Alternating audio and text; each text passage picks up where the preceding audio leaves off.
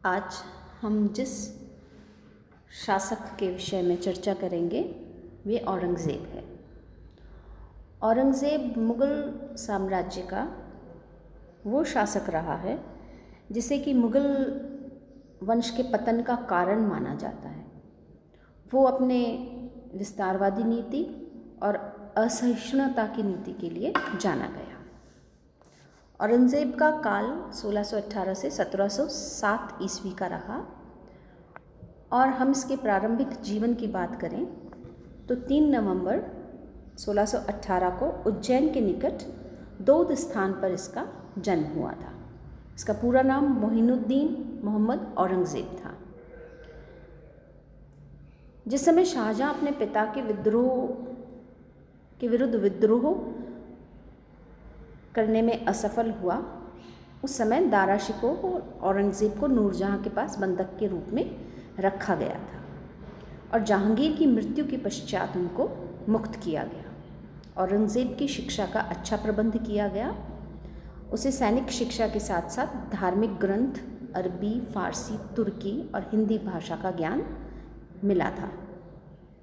1634 के अंत में उसे 10,000 जात और 4,000 सवार का मनसबदार नियुक्त किया गया और उसका पहला अभियान बुंदेलखंड के शासक जुहार सिंह के नेतृत्व में के विरुद्ध में हुआ था, जिसमें उसने सफलता प्राप्त की थी। यह हम पूर्वकालीन लेक्चर में डिस्कस कर चुके हैं। 1636 से 1644 ईस्वी तक वह दक्षिण का गवर्नर रहा और 1645 में उसे गुजरात का गवर्नर नियुक्त किया गया। 1647 में उसे बल्ख व बदख्शां के आक्रमण का भार सौंपा गया, जहां उसे सफलता मिली, लेकिन वहां पर वो अपना स्थायी अधिकार स्थापित नहीं कर पाया और इसलिए वो लौट के भारत आ गया और फिर उसे मुल्तान का गवर्नर नियुक्त किया गया। इसी बीच 2 बार वो कंधार पर विजय प्राप्त करने के लिए भेजा गया, किंतु वो उसमें असफल रहा। 1652 में औरंगज़ेब को दूसरी बार दक्षिण का गवर्नर बनाकर भेजा गया। वहाँ उसने बहुत ही शानदार सफलता हासिल करी। इस बीच जहांगीर के बीमार पड़ जाने पर औरंगज़ेब उत्तराधिकार के युद्ध के लिए उत्तर की ओर आया और अंत में उसने अपने पिता को कैद करके और अपने भाइयों को रास्ते से हटाकर 21 जुलाई 1658 को अपना राज्याभिषेक करवाया। किंतु शुजा, जो उसका एक और भाई था, उससे युद्ध करके दारा से उसको अभी अंतिम फैसला करना था, यानी शुजा और दारा दोनों के साथ अभी उसको युद्ध करना था।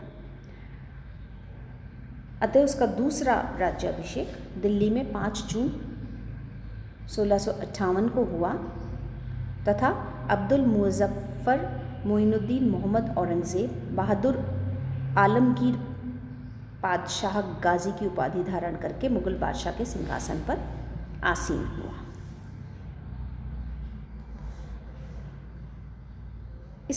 ये अपनी धार्मिक अनुदार की नीति के लिए जाना गया है। इतिहासकारों में हालांकि बहुत मतभेद है। कुछ इतिहासकार इसे अकबर की धार्मिक सहिष्णुता की नीति के उलट मानते हैं और उनके अनुसार इसकी जो असहिष्णुता की नीति थी उसके फलस्वरूप जन विद्रोह भड़के। लेकिन कुछ इतिहासकारों का ये विचार है कि उसके ऊपर ये दोषारोपण किया गया है। हिंदू औरंगज़ेब के पूर्वज शहंशाहों के काल में शिथिल हो गए थे, गैर वफादार हो गए थे और इससे मजबूर होकर उसे कुछ कठिन कदम उठाने पड़े। तो ये उसकी राजनीतिक नीति थी, ना कि धार्मिक नीति थी। हालांकि औरंगज़ेब स्वयं कट्टर सुन्नी मुसलमान था और उसका राजस्व का सिद्धांत इस्लाम का राजस्व का सिद्धांत था। औरंगज़ेब का प्रमुख लक्ष्य भारत को काफिर के देश से इस्लाम देश बनाना था और वो जीवन पर्यंत अपने इस उद्देश्य को नहीं भूला और ना ही कभी उसने अपनी शासन नीति को इस उद्देश्य से अलग रखा।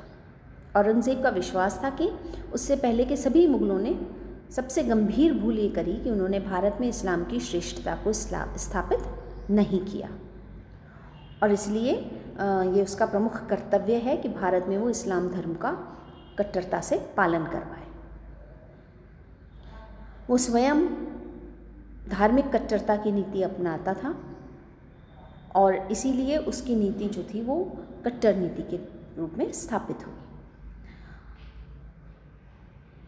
अगर हम उसके कुछ नियमों की बात करें तो सबसे पहले उसने सिक्कों पर कलमा खुदाई को निषेध कर दिया। अपने शासनकाल के प्रारंभ में ही औरंगज़ेब ने सिक्कों पर कलमा खुदाई करने का निषेध किया। कलमा जो कि पढ़ा जाता था, यानी ईश्वर से संबंधित था, उनके इस्लाम धर्म से संबंधित था, अल्लाह से संबंधित था। उसका ये मानना था कि सिक्के पर यदि कोई पैर रख देगा और एक हाथ से दूसरे हाथ तो पहुँचने में वो नापाक हो जाएगा, इसलिए उसके ऊपर कलमा की खुदाई नहीं होनी चाहिए। फिर औरंगज़ेब ने नौरोज़ के त्यौहार की भी मनादी कर दी, क्योंकि वो जरथुस्त्री रिवाज था, यानी वो इस्लामिक रिवाज नहीं था, वो ईरान से आया हुआ था, और इसलिए उस नौरोज़ के ऊपर प्रतिबंध लगाया गया। मुहत्सिबों की नियुक्ति की गई। औरंगज़ेब ने बड़े बड़े नगरों में मुहत्सिबों, जो कि धर्म निरीक्षक थे, उनकी नियुक्ति करी।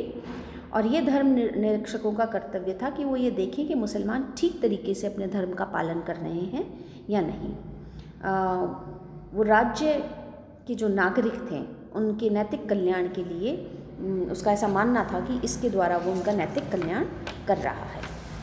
फिर औरंगज़ेब ने गायन के ऊपर प्रतिबंध लगाया। उसने अपने दरबार में गायन बंद कर दिया और गायकों को जो पेंशन दी जाती थी उसके ऊपर रोक लगा दी। लेकिन वाद्य संगीत और नौबत, जो कि शाही बैंड था, उसे जारी रखा गया। हरम में महिलाओं को गायन की छूट दी गई थी, लेकिन दरबार में गायन के ऊपर पूर्ण रूप से प्रतिबंध लग गया था। औरंगज़ेब से पूर्व अकबर द्वारा जो झरोका दर्शन की एक प्रथा शुरू की गई थी, उसे औरंगज़ेब ने बंद कर दिया, क्योंकि उसका ये मानना था कि ये अविश्वासपूर्ण रिवाज और इस्लाम के विरुद्ध था। झरोका दर्शन में शासक झरोखे में खड़े होकर अपने जनता को दर्शन देता था, उससे रूबरू होता था, उससे मुलाकात करता था, और इसके ऊपर औरंगज़ेब ने प्रतिबंध लगाया। एक अन्य प्रतिबंध उसने तुलादान के ऊपर लगाया। शहंशाह के जन्मदिन पर उसे सोने या चांदी अन्यथा अन्य कीमती वस्तुओं से तोलने का रिवाज था, जिसको उसने बंद कर दिया। उसके अनुसार ये प्रथा छोटे सरदारों के लिए परेशानी का सबब बन गई थी। औरंगज़ेब ने मादक वस्तुओं पर भी प्रतिबंध लगाया। उसने भांग का उत्पादन बंद कर दिया। शराब पीना और जुआ खेलने के ऊपर भी प्रतिबंध लगाया। इस प्रकार औरंगज़ेब ने अन्य कुछ प्रतिबंध भी लगाए, जैसे सती प्रथा पर प्रतिबंध लगाया गया, वैश्याओं की शादी करने के लिए कहा गया, अथवा उन्हें कहा गया कि वो देश छोड़ के कहीं और चल जाएं। सादगी और मितव्ययता को बढ़ावा दिया। रेशमी कपड़ों को अस्वीकृत किया गया। तो हम देखते हैं कि ये जो उसने प्रतिबंध लगाए थे वो उसकी राजनीतिक नीति का भी एक भाग माने जा सकते हैं।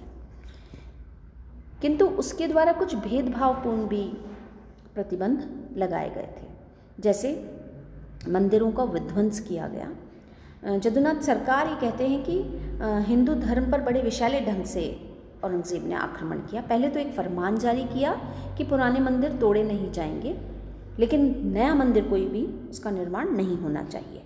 लेकिन बाद में औरंगज़ेब का अंतिम आदेश ये हुआ कि जितने भी मंदिर और शिवालय हैं वो गिरा दिए जाएं और इनकी धार्मिक प्रथाओं को दबाया जाए। तो इस तरह की कट्टरता से के काफ़ी दूरगामी परिणाम निकले। फिर जजिया कर को पुनः प्रचलन में लाया गया।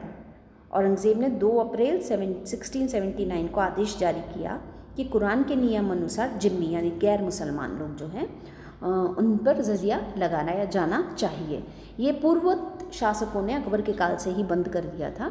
तो हिंदुओं ने दिल्ली में इस कर का विरोध भी किया, परंतु सुल्तान ने उस पर कोई ध्यान नहीं दिया और वापस से गैर मुसलमानों के ऊपर धार्मिक कर लगाया गया। चूँकि कर जो था उससे संबंधित भी कुछ भेदभावपूर्ण नीतियाँ अपनाई गई।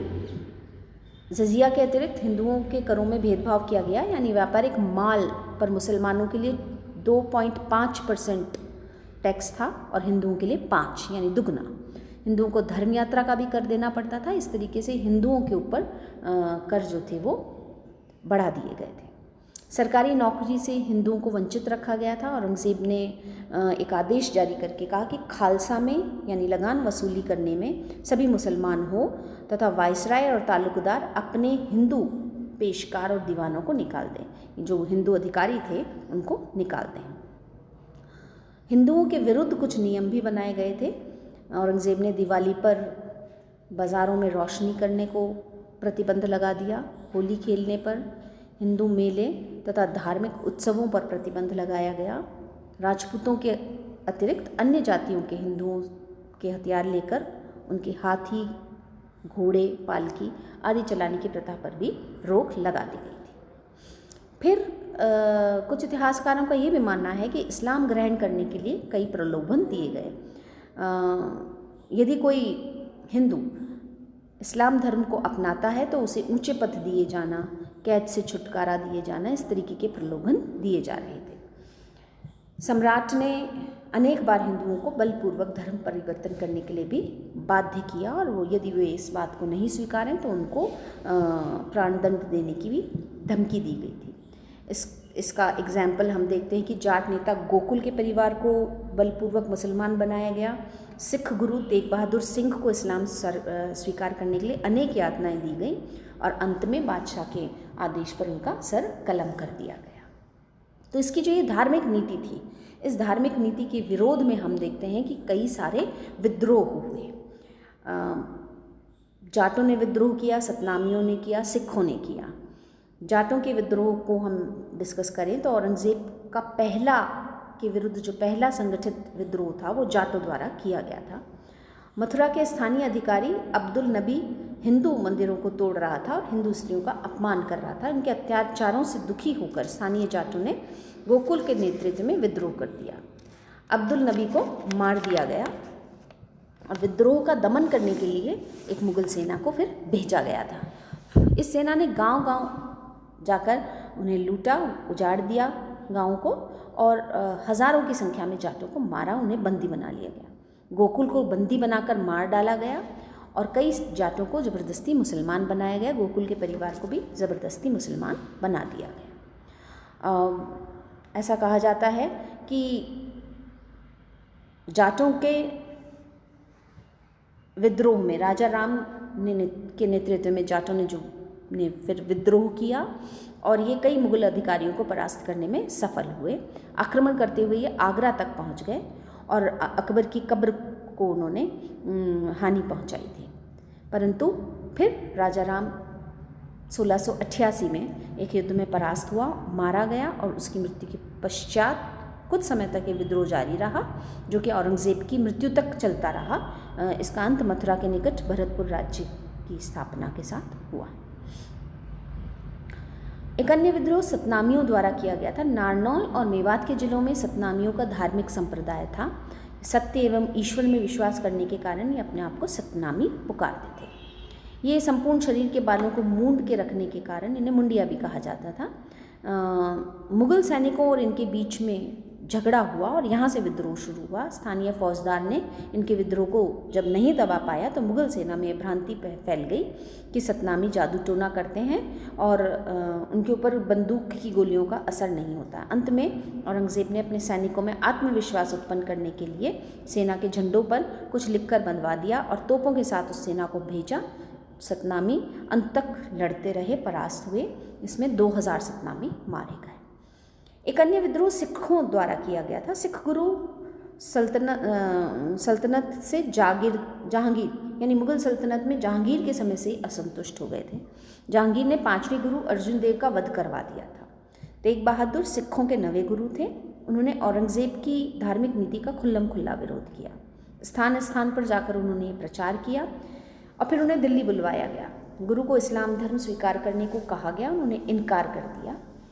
इनकार करने पर उन्हें 5 दिन तक तो यातनाएं दी गई और फिर अंत में विद्रोही घोषित करके उनकी हत्या कर दी गई। दिल्ली जाने से पूर्व तेग बहादुर ने अपना एकमात्र 15 वर्षीय पुत्र गोविंद सिंह को अपनी गद्दी सौंप दी थी। गुरु गोविंद सिंह सिख संप्रदाय के 10वें एवं अंतिम गुरु हुए। उनके बारे में कहा जाता है कि वे गीदड़ों को शेर और चिड़िया को बाज बना सकते थे। उन्होंने सिखों को कट्टर सैनिक संप्रदाय बनाने में सफलता प्राप्त करी। जीवन भर उन्होंने औरंगजेब की धर्मांधता का कड़ा विरोध किया और उन्होंने सिख संप्रदाय को खालसा पुकारा। सिखों को अपने नाम के आगे सिंह लगाने का आदेश दिया। प्रत्येक सिख को केश, कंघा, कृपाण, कच्छा और कड़ा रखने के आदेश दिए।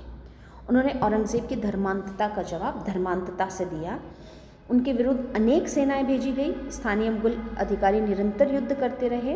5 बार आनंदपुर स्थित उनके निवास को घेरा, परंतु गुरु एक स्थान से दूसरे स्थान जाकर लड़ते रहे। इस संघर्ष में उनके 2 पुत्र युद्ध में मारे गए। अन्य 2 पुत्रों को जीवित ही दीवार में चुनवा दिया गया था औरंगजेब के द्वारा। फिर भी वो अंत तक लड़ते रहे। फिर वो दक्षिण भारत की ओर चले गए और औरंगजेब की मृत्यु के पश्चात ही उत्तर भारत आए। औरंगजेब की मृत्यु के पश्चात उनके पुत्र बहादुर शाह ने अपने भाइयों के विरुद्ध उनसे सहायता मांगी और वह उनकी तरफ से युद्ध में दक्षिण भी गए थे। गोदावरी नदी के तट पर 1708 में एक पठान ने छुरा मारकर उनकी हत्या कर दी। एक अन्य विद्रोह जो था औरंगजेब के काल में, वो बुंदेलों का हुआ था। आधुनिक मध्य प्रदेश में स्थित बुंदेलखंड में ऊंची पहाड़ियों में घने जंगलों और तीव्र गति से बहने वाली नदियों के मध्य सुरक्षित भूभाग बुंदेल का था। चंपतराय बुंदेला उस समय वहाँ का शासक था और इसने मुगल सत्ता के विरुद्ध विरोध करके औरंगजेब के क्रोध को भड़काया। युद्ध में सफलता मिलने पर असफल होने पर चंपतराय ने आत्महत्या करी और फिर उसके उत्तराधिकारी पुत्र छत्रसाल मुगलों से संघर्ष करते रहे। 1721 में बुंदेलखंड मुगल सत्ता से सदैव के लिए निकल गया, यानी मुक्त हो गया। अब हम औरंगजेब की दक्षिण नीति की बात करें तो ये उसकी एक बहुत ही महत्वपूर्ण नीति रही जो उसने अपने काल में दक्षिण भारत के प्रति अपनाई थी। चूँकि दक्षिण में मुगलों का बहुत ज़्यादा वर्चस्व नहीं बना रहा, तो औरंगजेब का ये सपना बन गया था कि वो दक्षिण को अपने राज्य का अंग बनाए। अपने शासन के उत्तरार्ध में दक्षिण की शक्तियों से युद्ध करने में उसने अपना सारा समय व्यतीत किया और उत्तर भारत की तरफ ज़्यादा ध्यान देने का उसको हम कह सकते हैं अवसर प्राप्त नहीं हुआ। और ये इसकी दक्षिण की जो नीति थी वही कई इतिहासकारों के कारण मुगल पतन का कारण भी बनी है। दक्षिण के राज्यों से औरंगजेब द्वारा युद्ध करने के जो कारण थे उनमें सबसे पहला और प्रमुख कारण, जैसा कि हम पूर्व में डिस्कस कर चुके हैं, औरंगजेब का साम्राज्यवादी प्रवृत्ति का होना था। फिर दक्षिण की 3 प्रमुख शक्तियाँ बीजापुर, गोलकुंडा के शिया राज्य तथा मराठों को वह मुगल सत्ता के लिए बहुत ही गंभीर चुनौती मान रहा था और इसलिए वो इनकी शक्ति को कमज़ोर बनाना चाहता था। कट्टर सुन्नी मुसलमान होने के कारण वे दक्षिण के शिया राज्यों को उन्मूलित कर अपना कर्तव्य निभाना चाहता था। साथ ही दक्षिण में यूरोपीय व्यापारियों की जो बढ़ती हुई राजनीतिक लालसा थी उस पर भी वो अंकुश लगाना चाहता था।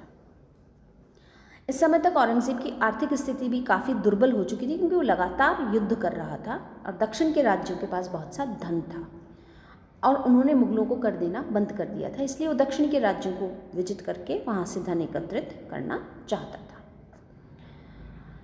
सबसे पहले उसने बीजापुर के ऊपर ध्यान दिया। शाहजहाँ के यानी जब वो उत्तराधिकार का युद्ध हुआ था औरंगजेब का, उससे पूर्व शाहजहाँ के आदेश से बीजापुर से उसने संधि की थी, जिसके अनुसार अली आदिल शाह द्वितीय ने मुगलों को 1.5 करोड़ रुपया और बिदर, कल्याणी तथा पुरंदर के किले देने का वादा किया था। बीजापुर ने इस संधि का पालन नहीं किया। 1665 ईस्वी में राजा जयसिंह को शिवाजी और बीजापुर राज्य का दमन करने के लिए नियुक्त किया गया और उसी वर्ष जयसिंह ने शिवाजी को पुरंदर की संधि करने के लिए बाध्य किया। इसके पश्चात बीजापुर पर आक्रमण किया गया किंतु वो असफल रहा। जुलाई 1667 में वापस आते हुए राजा जयसिंह की बुरहानपुर में मृत्यु हो गई। दिसंबर 1672 में बीजापुर के शासक आदिल शाह द्वितीय की मृत्यु हो गई और उसका अल्पवयस्क पुत्र सिकंदर गद्दी पर बैठा। बीजापुर के सरदारों में राज्य के प्रभुत्व के लिए झगड़े हो रहे थे और हम देखते हैं कि औरंगजेब ने दिलेर खां को दक्षिण का सूबेदार नियुक्त किया। लेकिन वो भी बीजापुर पर आक्रमण करने में सफल नहीं हो पाया, वो भी विफल हो गया। और इस तरीके से कई बार बीजापुर को अपने अधिकार में लाने की कोशिश की गई। 1685 में बीजापुर के किले पर 13 महीने तक घेरा डाला गया, लेकिन किले को जीत नहीं पाए। फिर औरंगज़ेब स्वयं दक्षिण पहुंचा और उसने बीजापुर पर आक्रमण किया, बीजापुर को आत्मसमर्पण करने के लिए मजबूर कर दिया। सिकंदर शाह ने स्वयं औरंगज़ेब का स्वागत किया, उसे खान का पद दिया गया और 1 लाख रुपया प्रति वर्ष की पेंशन दी गई और बीजापुर राज्य को मुगल साम्राज्य में सम्मिलित कर दिया। इसके बाद उसने अपना ध्यान गोलकुंडा के ऊपर केंद्रित किया। गोलकुंडा का शासक अब्दुल हसन कुतुब शाह था और उसने राज्य का शासन प्रबंध मदन्ना और अकन्ना नामक 2 ब्राह्मण मंत्रियों को हाथों में सौंपा हुआ था और वो स्वयं अपना अधिकांश समय ऐशो आराम करने में बिताता था। गोलकुंडा का राज्य समय समय पर मराठों को सहायता प्रदान कर रहा था और गोलकुंडा में हिंदुओं का बाहुल्य था। मराठा शासक शांभाजी के साथ मैत्री संबंध होने के कारण औरंगज़ेब की नाराज़गी का कारण बना। औरंगज़ेब ने शहजादा शाह आलम को गोलकुंडा पर आक्रमण करने के लिए 1685 में भेजा और हैदराबाद के मार्ग में मलखेद नामक स्थान पर गोलकुंडा की सेना ने मुगलों की सेना का मार्ग रोका, परंतु सेनापति मोहम्मद इब्राहिम ने मुगलों के साथ मिल जाने के कारण गोलकुंडा की सेना को मुगलों के सामने से हटना पड़ा। उसके बाद सुल्तान अब्दुल हसन हैदराबाद को छोड़कर गोलकुंडा के किले में भाग गया और मुसलमानों ने हैदराबाद पर अपना अधिकार कर लिया। मदन्ना और अकन्ना का भी वध करवा दिया गया। औरंगज़ेब ने गोलकुंडा पर पुनः आक्रमण किया, उसे सफलता प्राप्त नहीं हुई। अंत में अब्दुल्ला पानी नामक एक अफ़गान सरदार ने औरंगज़ेब को से धन प्राप्त करके 2 अक्टूबर को प्रातःकाल किले के दरवाजे खोल दिए और मुगल सेना ने प्रवेश किया। उसके बाद ये क्षेत्र जो था वो मुगलों के अधिकार में आ गया। बाद में गोलकुंडा एक स्वतंत्र राज्य के रूप में इसका अंत हो गया और अबुल हसन को बंदी बनाकर दौलताबाद के किले में भेज दिया गया। एक अन्य महत्वपूर्ण संघर्ष औरंगज़ेब का मराठों के साथ रहा। मुगल साम्राज्य को प्रभावी ढंग से बढ़ने से ये मराठे रोक रहे थे और मराठा सिख जाट मराठों ने सिख जाट जैसे उन्होंने इस शक्तिशाली मुगल साम्राज्य को ललकारा भी था। दक्षिण के अंदर अपनी शक्ति का पूर्ण रूप से मराठों ने विस्तार कर लिया था और वे इतने शक्तिशाली हो गए थे कि उन्होंने स्वयं मुगल बादशाह को दक्षिण में पराजित कर दिया। मराठों के बढ़ते हुए प्रभाव ने औरंगज़ेब को परेशान किया और उसने दक्षिण के मुगल सूबेदार शाइस्ता खां को शिवाजी के राज्य क्षेत्र पर आक्रमण करने के निर्देश दिए। 1660 ईस्वी में शाइस्ता खां ने पूना पर कब्जा किया और 4 महीने के बाद मराठों के बहादुरी से मुकाबला करने के बावजूद चाकन पर कब्जा कर लिया। तब भी शिवाजी साहसपूर्ण तरीके से युद्ध लड़ते रहे। शिवाजी ने पूना में घुस के चुपके से शाइस्ता खां के महल पर आक्रमण करा और उसमें वो सफलता प्राप्त कर पाए। शाइस्ता खान अपनी जान बचा के वहाँ से भागा। फिर जयसिंह को दक्षिण भेजा गया और शिवाजी ने इसी बीच सूरत के शहर को लूटने में सफलता प्राप्त कर ली थी। 1665 में राजा जयसिंह ने शिवाजी को पुरंदर के किले में घेरकर उन्हें एक संधि करने के लिए बाध्य किया और इस संधि से शिवाजी को 35 में से 23 किले तथा इसमें संलग्न क्षेत्र मुगलों को देने पड़े।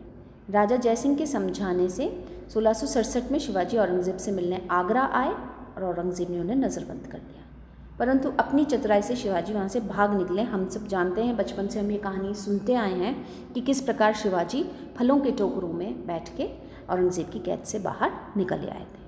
3 वर्ष तक शांति रहने के बाद 1670 में शिवाजी ने मुगलों के साथ पुनः युद्ध शुरू किया और पुरंदर की संधि में खोए हुए जो इलाके थे उन्हें पुनः जीत लिया। फलस्वरूप औरंगज़ेब ने क्रुद्ध होकर यानी गुस्से में बहादुर खां को शिवाजी के विरुद्ध भेजा। वो असफल रहा। शिवाजी ने अनेक मुगल प्रदेशों पर आक्रमण किए विभिन्न स्थानों से चौथ वसूल करी, जो कि किसी भी क्षेत्र को यदि बर्बाद ना किया जाए, मराठे किसी भी राज्य में जब प्रवेश करते थे तो उस राज्य को लूट लेते थे। यदि वहाँ का शासक ये चाहता कि उसके राज्य को ना लूटा जाए तो वो कुछ कर देता था जो चौथ के नाम से जाना जाता था। तो विभिन्न राज्यों से उन्होंने कर के रूप में चौथ वसूली करी और 16 जून 1674 को रायगढ़ में शिवाजी का राज्याभिषेक हुआ और वे छत्रपति शिवाजी की उपाधि धारण करके एक स्वतंत्र हिंदू राज्य की उन्होंने स्थापना करी। 14 अप्रैल 1680 को शिवाजी की मृत्यु हुई और औरंगजेब अपने पूरे जीवन काल में शिवाजी के विरुद्ध सफलता प्राप्त नहीं कर पाया। हम देखते हैं मराठों ने फिर धीरे धीरे अपनी शक्ति का विस्तार किया। शिवाजी के पुत्र शांभाजी गद्दी पर बैठे। वे शिवाजी जितने शक्तिशाली नहीं थे और औरंगजेब ने फिर उनके साथ युद्ध किया और उन्हें और उनके परिवार को नज़रबंद कर लिया, गिरफ्तार कर लिया। राजा राम ने शांभाजी की बाद इस संग्राम में को आगे बढ़ाया, इस युद्ध को आगे बढ़ाया और मुग़ल जो राज्य था उसकी मराठा राज्य जो था उसकी शक्ति को बनाए रखा। ये हम अगले जब हम मराठों को डिटेल में पढ़ेंगे तब हम इसको डिस्कस करेंगे। अभी हमारे लिए ये जानना महत्वपूर्ण है कि शिवाजी की मृत्यु के बाद शांभाजी गद्दी पर बैठे और शांभाजी उतने शक्तिशाली नहीं थे जितने कि शिवाजी थे। तो शांभाजी की मृत्यु हो गई। अंग्रेज़ों का मुग़लों का वो बहुत ज़्यादा कठोरता से सामना नहीं कर पाए। उनकी मृत्यु के बाद उनके परिवार को औरंगज़ेब द्वारा नज़रबंद कर लिया गया था। तो उनके चाचा राजा राम ने फिर मराठा संघ जो था, मराठा राज्य जो था, उसका नेतृत्व अपने हाथों में ले लिया। हम औरंगज़ेब की दक्षिण नीति की परिणामों की बात करें तो हम देखते हैं कि औरंगज़ेब की दक्षिण नीति जो थी वो मुग़ल साम्राज्य के पतन का कारण बनी, क्योंकि औरंगज़ेब ने अपने जीवन का एक बहुत बड़ा काल दक्षिण पर विजय प्राप्त करने में बिताया, जिससे काफ़ी तो धन का नुकसान हुआ और धीरे धीरे राज्य कमज़ोर होता चला गया। शासन व्यवस्था की बात करें, हम शांति और समृद्धि की बात करें, उन्नति की बात करें तो संपूर्ण भारत को मुग़लों ने खो दिया, क्योंकि उनका सारा कंसंट्रेशन, सारा ध्यान उनका दक्षिण की तरफ हो गया था। ऐसे में उत्तर भारत की तरफ वो बहुत ज़्यादा ध्यान नहीं दे पाए और उत्तर भारत धीरे धीरे अपने शासक से दूर होता चला गया, शासक की पकड़ से दूर होता चला गया और औरंगज़ेब के बाद उसके उत्तराधिकारी उतने समृद्ध नहीं रहे, उतने शक्तिशाली नहीं रहे कि वो वापस से शक्ति का पुनर्संचार कर पाते। और अकबर द्वारा जो एक राष्ट्रीय एकता की स्थापना की गई थी वो भी इस दक्षिण नीति के कारण उसे गहरा आघात पहुंचा। औरंगज़ेब के काल, इस मैप को देखकर हम देख सकते हैं जहाँ धारियाँ बनी हुई हैं, आप देखेंगे ये भारत का मैप है और इस भारत के मैप के अंदर पूरे में औरंगज़ेब ने दक्षिण के कुछ क्षेत्र को छोड़ के बाकी संपूर्ण क्षेत्र पर अपने साम्राज्य को स्थापित कर लिया था। ऊपर अफ़गानिस्तान से लेकर हम देख रहे हैं कि नीचे बीजापुर, फिर माही, मदुरई तक ये पूरा इलाका जो था वो औरंगज़ेब के साम्राज्य का अंग बन गया था। तो औरंगज़ेब का साम्राज्य विस्तृत तो बहुत था, लेकिन अपने शासनकाल के अंतिम दौर में उसने जो दक्षिण के प्रति जो नीति अपनाई उससे उत्तर भारत पूरी तरीके से उसकी पकड़ से चला गया और उसके बाद कोई ऐसा शक्तिशाली शासक नहीं आ पाया जो इस संपूर्ण इतने विस्तृत, इतने बड़े राज्य को कंट्रोल कर पाता। धीरे धीरे हम देखते हैं कि इस राज्य के टुकड़े हो गए, ये बिखरने लगा और फिर अंग्रेज़ों ने इतने बड़े मुग़ल साम्राज्य के ऊपर धीरे धीरे अपना वर्चस्व स्थापित किया।